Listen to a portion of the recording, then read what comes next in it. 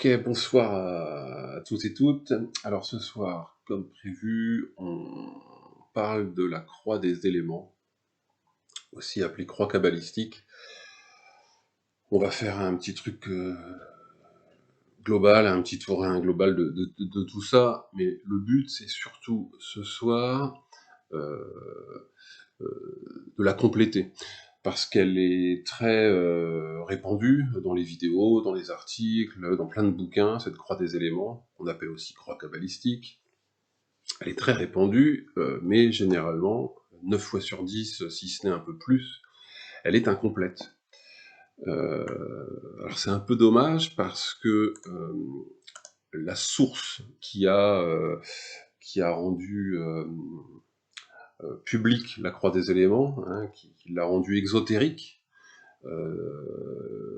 bah, elle est complète, hein, il y a l'ensemble du rituel. Alors, pour des raisons que j'ignore, elle a été reprise, mais en partie. Il manque généralement tout le début, toute une partie de visualisation qui est très importante, et, et donc on va voir ça tout à l'heure.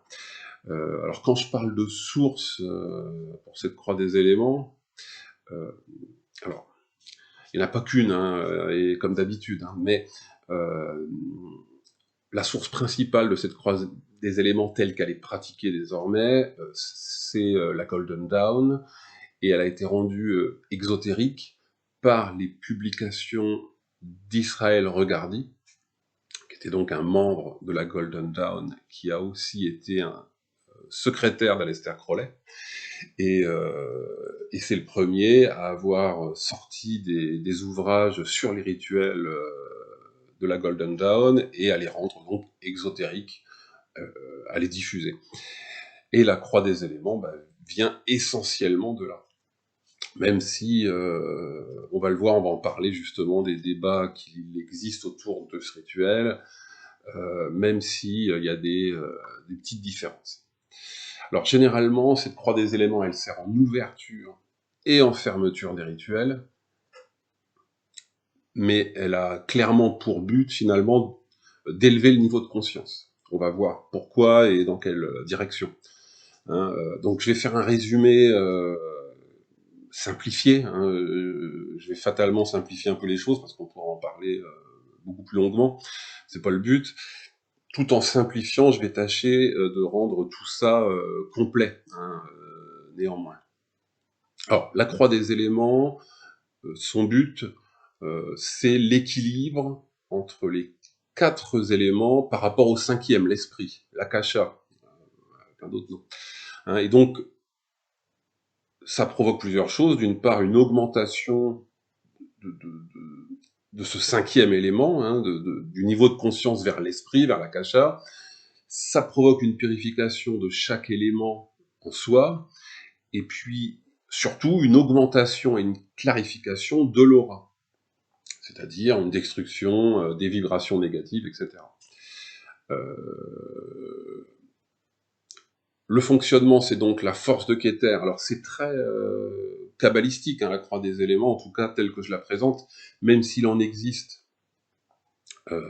plein d'autres désormais. J'en ai vu une qui a été transformée pour la Wicca, qui est plutôt pas mal d'ailleurs. J'en ai vu une autre, par exemple, qui a été transformée pour la magie énochienne, qui n'a aucun sens. Bon. Voilà, il en existe plusieurs qui ont été adaptés plus ou moins bien. Hein, et donc, le fonctionnement, et donc c'est très kabbalistique, on le verra, c'est cette force de Keter qui descend jusqu'à Malkout, le plan le plus dense. La lumière va ensuite de Geburar, le feu, à Gedular, l'eau, ce qui élève la fréquence vibratoire élémentale du mage, hein, du pratiquant. Et ensuite, l'équilibre est retrouvé en Tiferet, l'air, au moment des mains jointes sur la poitrine. Hein, sur la poitrine. Donc voilà, grosso modo, le fonctionnement. Ça provoque une élévation de conscience afin de recevoir la descente de la lumière, cette lumière qui vient de Keter. On va chercher l'énergie de compassion de Tiferet. Keter, en fait, puisque les arbres kabbalistiques s'interpénètrent, Malkout passant alors en Tiferet. Bon, on va pas compliquer les choses, hein, c'est pas le but ce soir, mais voilà. Si on veut à la fois quelque chose de complet et de résumé, au niveau du fonctionnement de cette croix des éléments, c'est ce que j'ai tenté de faire là avec les dernières phrases. Alors, avant de passer à ce qui manque, on va quand même parler rapidement des choses, des différents débats qu'il y a sur la croix des éléments. Alors, le premier, c'est la prononciation des mots sacrés. Alors certains vont commencer par Atto, donc par Ata. Bon, il y a quelques différences comme ça tout le long du rituel, même s'il n'y a pas beaucoup de mots. En fait, je crois que peu importe. Hein, ça dépend quand même beaucoup de sa culture magique, de sa tradition. Si on est un praticien hébraïque, généralement on va dire Ata. Si on est un praticien plutôt formé par la théurgie occidentale, généralement on va plutôt dire Atto. Bon, c'est pas très grave. Alors, je donne un exemple que j'aime bien citer, qui vient de Lon Milo Duquette, qui a écrit dans plein de domaines autour de la magie, mais entre autres la magie énochienne, les télémites, etc. Et alors, il donne un exemple très intéressant par rapport à ces histoires de prononciation, puisque notamment en magie énochienne, il y a beaucoup comme ça de discussions de qui a la bonne prononciation et comment avoir la bonne prononciation. Alors, peu importe, hein, par exemple, hein, si vous mettez vos chaussures le matin et vous voyez une souris monter sur votre chaussure, bon, bah, vous allez sûrement la balayer d'un revers de la main. Mais si cette même souris qui monte sur votre chaussure s'adresse à vous dans votre langue natale, vous allez y prêter attention. Et ce, peu importe à quel point elle a un accent prononcé. Hein, et finalement, c'est un peu la même chose là, sur ces histoires de prononciation de certains mots sacrés. Hein, il ne faut pas bloquer non plus là-dessus. Il y a souvent des différences, il y a souvent plusieurs manières, et en l'occurrence, quand on s'adresse à des entités, à des énergies, à la divinité, ou à quoi que vous croyez, eh bien, c'est l'intention du cœur, finalement, qui est plus importante que votre prononciation précise. Peu importe votre accent, si l'intention est là, vous serez entendu. Hein, donc, voilà pour le premier débat autour de la croix des éléments. Le deuxième est celui qui fait le plus de bruit sur les forums, de discussions, etc. C'est par quelle épaule, finalement, doit-on passer en premier? Puisque, traditionnellement entre guillemets, mais en tout cas, ce qui nous vient de la croix des éléments telle qu'elle a été révélée via la Golden Dawn, on passe par l'épaule droite, et ensuite on termine avec l'épaule gauche, ce qui est l'inverse du signe de croix des chrétiens. Les orthodoxes, par contre, ont conservé l'épaule droite et ensuite l'épaule gauche. Alors, il y a un gros débat autour de ça, chacun est persuadé d'avoir raison. Encore une fois, comme souvent d'ailleurs, je crois que personne n'a vraiment raison. Alors, on va voir pourquoi. Alors, j'ai quelques images pour essayer un petit peu de faire visualiser ça. Alors, ça, cette première image, il faut imaginer que ce dessin est plaqué devant vous.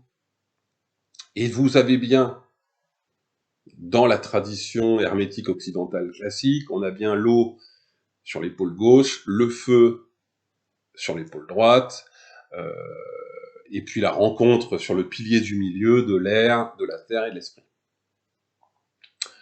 Donc ça, c'est quand on va pratiquer la croix des éléments de manière la plus classique, hein, c'est-à-dire appel de l'esprit, qui est terre, qui descend jusqu'à Malkout, puis le feu à droite, ensuite l'eau à gauche, et on stabilise en Tiferet avec la descente de l'air au moment où les mains sont jointes.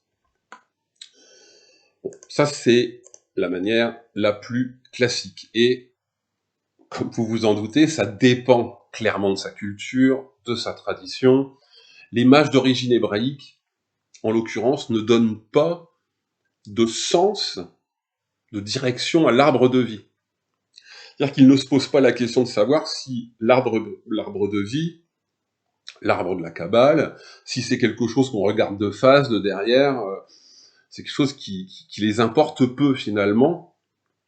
Et puisqu'il ne se pose pas cette question, eh bien simplement, il plaque l'homme dessus, comme si voilà, on avait comment dire, l'arbre kabbalistique posé sur nous, et par rapport à la manière dont il voit les choses, eh bien Guébourar se retrouve alors à gauche, et Rézed ou Guédoular se trouve alors à droite. Et donc,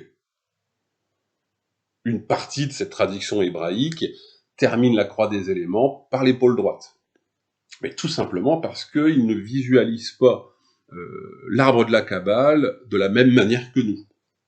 Et donc nous, en hermétisme occidental, eh bien, on visualise l'arbre de vie comme une figure vue de face. Et donc, l'homme est plaqué dessus, du coup, avec son épaule droite, cette fois-ci du côté de Guébourar, et on termine par Rézed, Guédoular, sur l'épaule gauche. Alors, j'aurais envie de dire, finalement, ça dépend comment on le sent.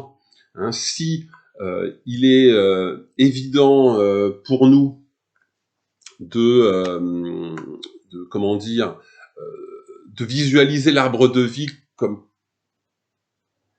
quelqu'un de face, eh bien, on va suivre la tradition hermétique classique. Si par contre, on ne donne pas de direction à l'arbre de vie et on s'en importe peu, bah, l'ordre inverse fonctionne très bien. Hein. Alors, pour donner l'exemple, vous voyez, donc là, on a comment dire, le schéma classique. On part du front, on descend jusqu'au pubis, on remonte ensuite sur l'épaule droite et on termine sur l'épaule gauche.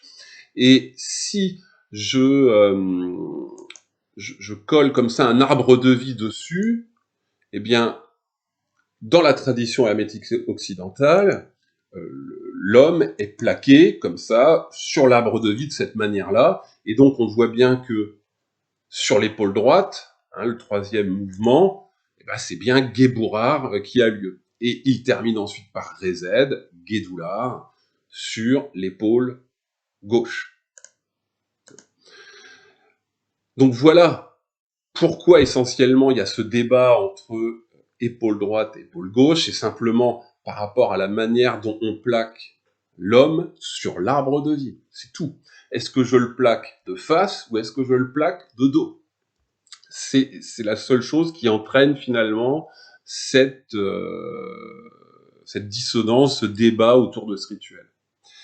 Alors, c'est pas tout à fait vrai parce qu'il y a quand même une autre raison à ça, mais alors qui est un peu moins connue et un peu moins expliquée. Néanmoins, je pense que ça fait quand même partie du problème. Ce sont les Rose-Croix, hein, les Rose-Croix qui eux pratiquaient encore ça un peu différemment. C'est-à-dire qu'ils utilisent le même principe que la tradition hébraïque, et donc Guébourar se retrouve à gauche, et Rézed, Guédoular se retrouve à droite, donc c'est inversé par rapport au dessin qui est à l'écran actuellement. La différence, c'est que les Rose-Croix, ils ont deux modalités, une active et une passive. Et donc, quand ils sont dans la modalité active, ils vont commencer par Guédoular à droite, et finir ensuite à gauche par Guébourar. Le but de la modalité active, c'est de dynamiser, d'amener du tonus, de la force, etc. Et ils ont une modalité passive, où là, ils vont commencer par Guébourar à gauche, et finir à droite par Guédoular. Et cette modalité passive a pour but plutôt d'équilibrer les énergies, d'apaiser, de calmer. Hein, donc, le mélange de tout ça, à la fois la manière dont pratiquent les Rose-Croix, c'est-à-dire partir de droite ou de gauche, selon ce qu'on veut en faire, hein, selon la modalité recherchée, plus cette histoire d'arbre de vie sur lequel on va parfois plaquer l'humain, mais soit de dos, soit de face. Si on mélange tout ça, effectivement, on se retrouve avec des choses qui sont différentes et même inverses. Est-ce que je commence à gauche ou est-ce que je commence à droite ? Bon, ben voilà, hein, vous savez pourquoi. Alors, du coup, vous savez sûrement quelle est plutôt votre tradition. Généralement, Et c'est le plus pratiqué, hein. On va commencer effectivement à droite et finir à gauche. En tout cas, ce soir, c'est ce que je vais présenter. Rien ne vous empêche d'inverser, rien ne vous empêche non plus de tester en inversant, puis de voir ce qui se passe. Il n'y a pas un danger là-dessus, hein, contrairement à d'autres rituels, pentagrammes, hexagrammes, qui peuvent être un peu plus péchus et un peu plus risqués. C'est pas le cas sur la croix des éléments. Donc vous pouvez tout à fait imaginer ces deux modalités, active, passive, une qui dynamise, une qui équilibre et qui apaise, et puis les tester, et puis voir un petit peu ce que ça provoque chez vous, et si même il y a une différence ou pas. Bon, ça, je vous laisse jouer avec ça. Alors, on va maintenant passer à la partie la plus importante de cette vidéo, c'est-à-dire ce qui manque dans 99% des textes publiés sur la croix des éléments, c'est-à-dire le début du rituel. Généralement, on commence dans toutes les descriptions qui sont pratiquement diffusées, on commence directement par la croix, donc Atto, et etc. En fait, il y a tout un début, il y a quelque chose avant qui est extrêmement important. Alors, je vous invite si vous pratiquez déjà la croix des éléments classique, n'hésitez pas à essayer ce supplément. Vous allez voir à quel point c'est efficace en termes d'élévation du niveau de conscience, de changement d'état de conscience. Ça change la donne, en tout cas, moi, je trouve.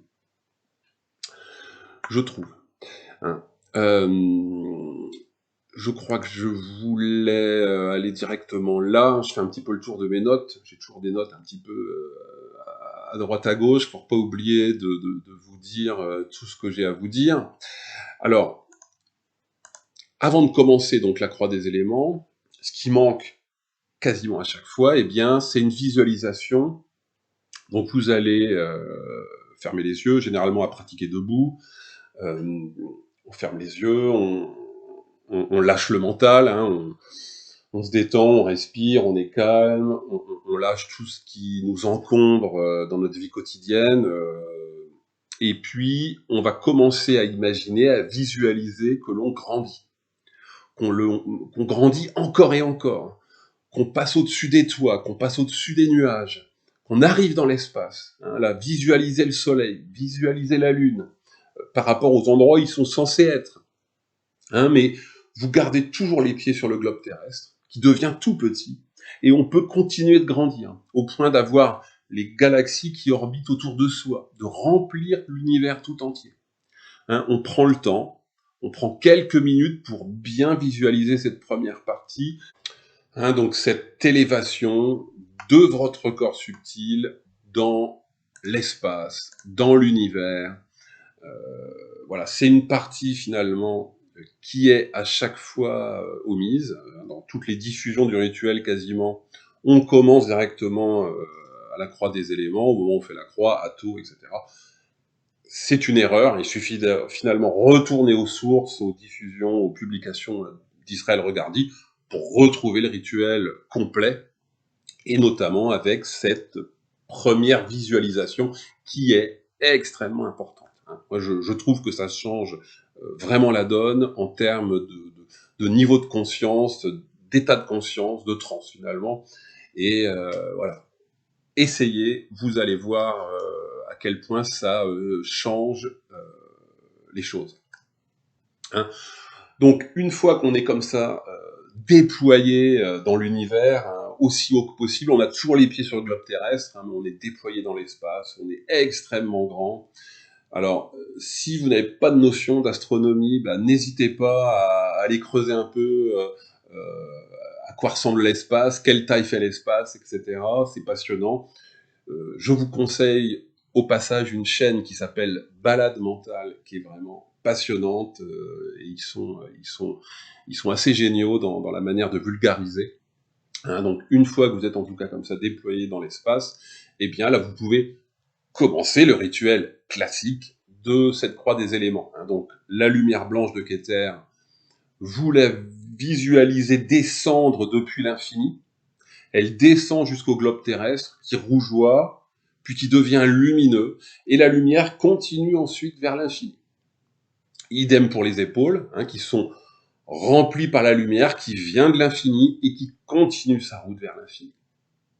Bien avoir conscience, bien visualiser cette gigantesque croix de lumière formée à travers ce corps subtil immense, une croix qui s'étend dans l'espace infini. Donc, on visualise bien cette lumière, Ato, Vemalkut, Vegebura, Vegedula. Leolam Amen.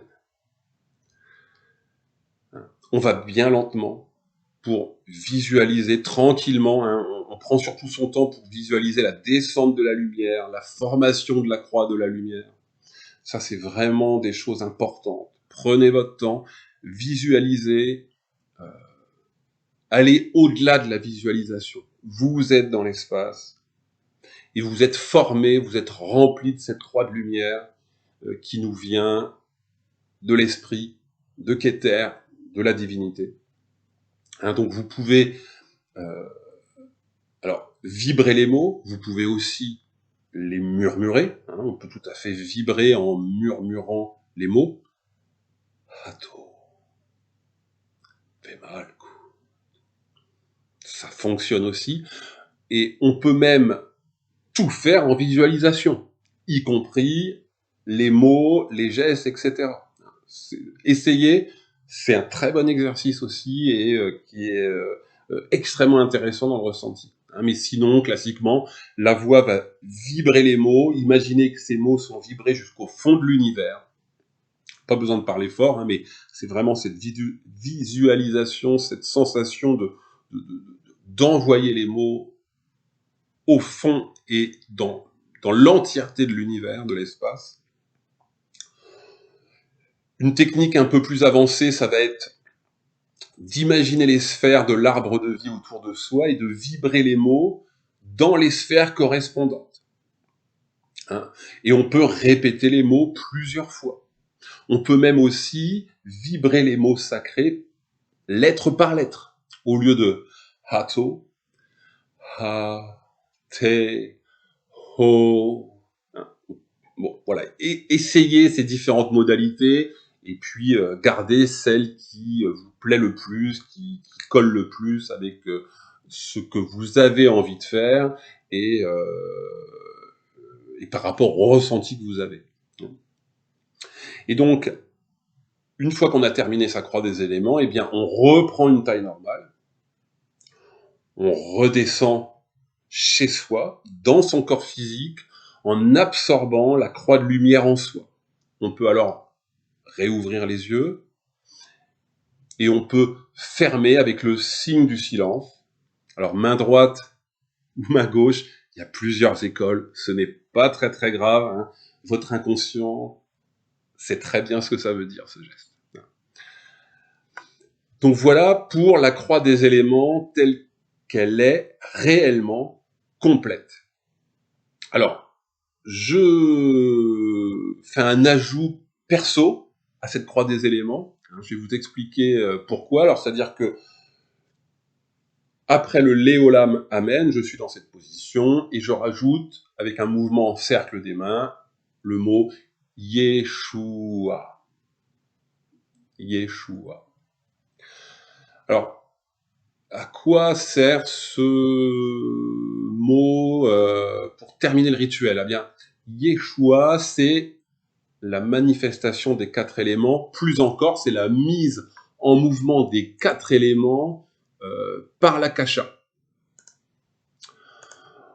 Alors, au commencement était le Verbe et le Verbe était Dieu. Donc chaque élément est la manifestation d'une vibration suprême, d'un son créateur. 5 sons suprêmes qui créent l'univers.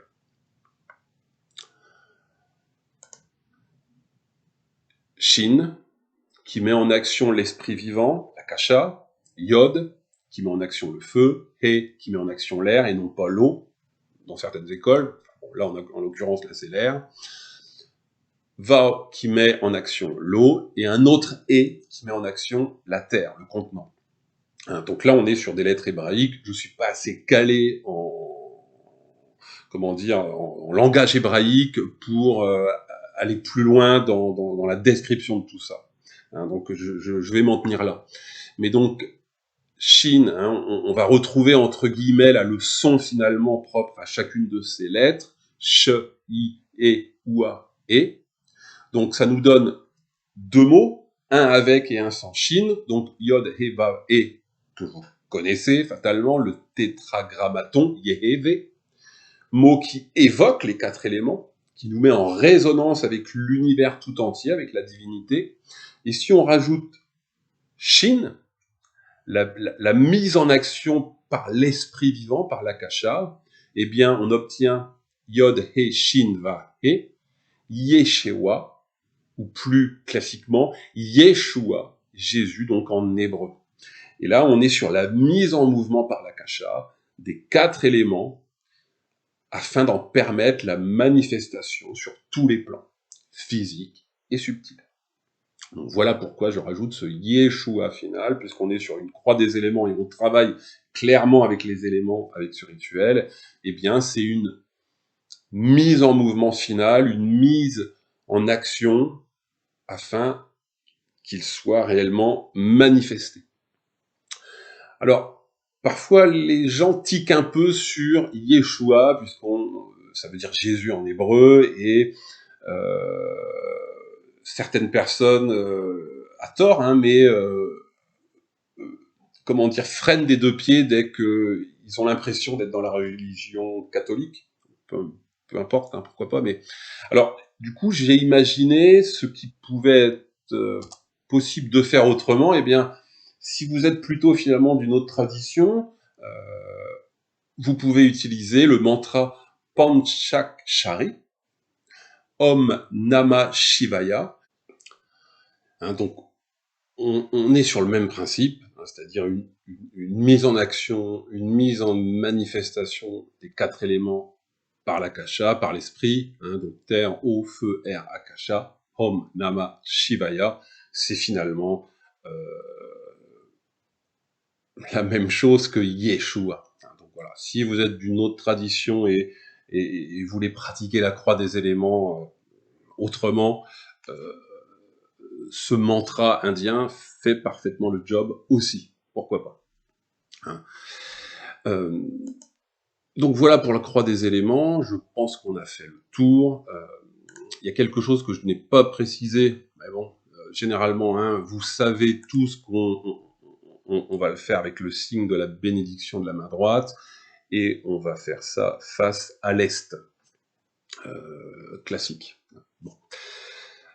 Donc voilà pour cette croix des éléments qui désormais est complète, hein, puisque c'est quand même dommage, puisque depuis très longtemps, quelles que soient les diffusions, les publications, les livres, les articles internet, les vidéos YouTube, etc., ou même les pratiquants en direct, commencent la croix des éléments au milieu avec directement le hâteau et puis la formation de la croix, alors qu'il y a toute une partie de visualisation avant, qui est quand même extrêmement importante, qui change clairement la donne en termes d'élévation de la conscience, de changement d'état de conscience, hein, puisque c'est quand même le but du rituel.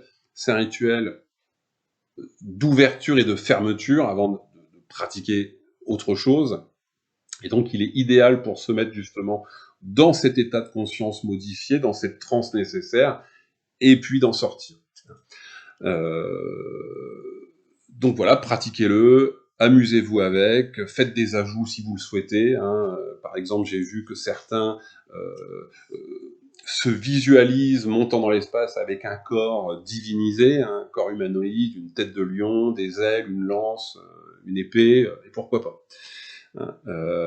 En tout cas, vous l'avez désormais dans son ensemble, il est complet. Vous pouvez retourner aux sources où il a été rendu exotérique, hein, les bouquins d'Israël Regardi simplement, et puis vous retrouverez tout ce dont je viens de vous parler, en tout cas une bonne partie. Voilà, je suis content d'avoir enfin pu aborder ce sujet. La prochaine vidéo parlera probablement de magie énochienne, de quelque chose de très nouveau, moderne, avancé. On verra bien. Et puis, en attendant, eh bien, écoutez, soyez cool avec vous-même, soyez cool avec les autres et à bientôt.